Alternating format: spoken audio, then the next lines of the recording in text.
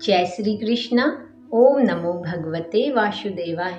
स्वागत है आप सबका हमारे YouTube चैनल पर। आज हम आपको परिवर्तनी एकादशी व्रत कथा का श्रवण कराएंगे। भाद्रपद मास के शुक्ल पक्ष की एकादशी को परिवर्तनी एकादशी का व्रत किया जाता है।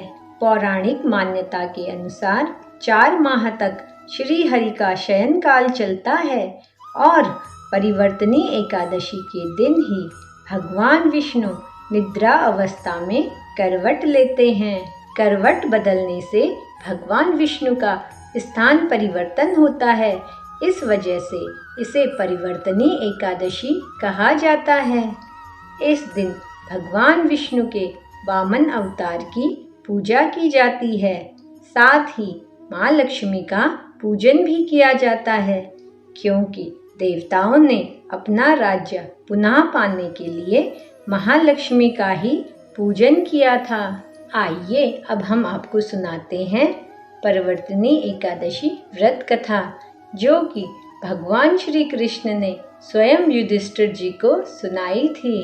श्री कृष्ण कहते हैं कि हे राजन, त्रेता युग में बलि नामक एक दैत्य था जो मेरा परम भक्त था। वो विधि विधान मेरा पूजन किया करता था और रोजाना ही ब्राह्मणों का पूजन और यज्ञ का आयोजन करता था।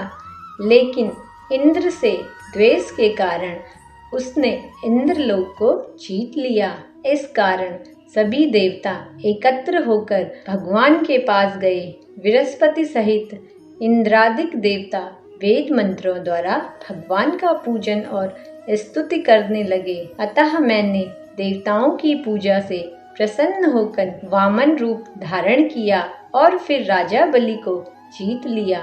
इतना सुनकर युधिष्ठिर बोले कि हे जनार्दन, आपने वामन रूप धारण करके उस महाबली दैत्य को किस प्रकार जीता? आगे श्री कृष्ण ने कहा कि मैंने वामन रूप धारण करके राजा बलि की परीक्षा ली।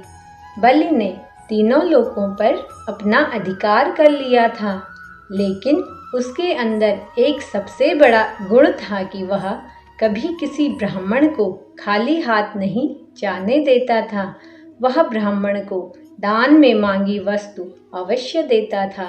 मैंने वामन रूप में बलि से 3 पग भूमि मांगी। बलि ने वामन स्वरूप भगवान विष्णु की प्रार्थना को स्वीकार कर लिया और उसने 3 पग भूमि देने का वचन दे दिया।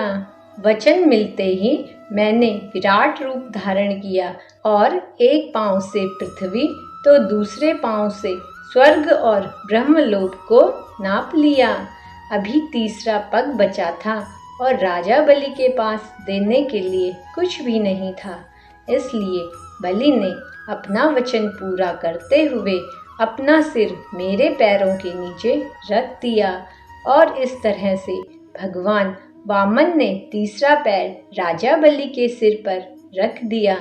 राजा बलि की वचन प्रतिबद्धता से प्रसन्न होकर भगवान वामन ने उसे पाताल लोक का स्वामी बना दिया। इस एकादशी को भगवान शयन करते हुए करवट लेते हैं, इसलिए इस दिन भगवान विष्णु का पूजन करना चाहिए। इस दिन तांबा, चांदी, चावल और दही का दान फलदायी माना जाता है। साथ ही इस दिन रात्रि को जागरण अवश्य करना चाहिए।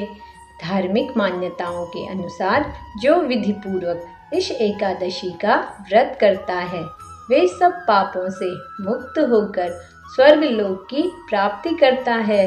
जो पापनाशक इस कथा को पढ़ते या सुनते हैं, उनको 1000 अश्वमेघ यज्ञ का फल प्राप्त होता है।